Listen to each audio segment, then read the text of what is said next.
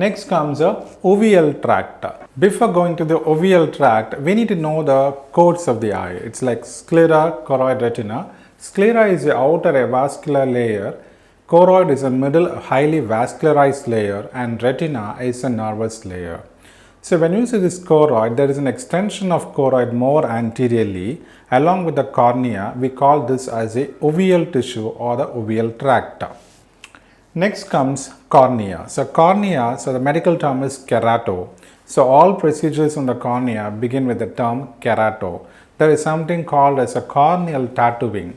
So what happens, there is a condition like corneal ulcerations, so which might look really terrific, and for these the patients would undergo a treatment called as tattooing of cornea, which is injection of this dye material into the cornea.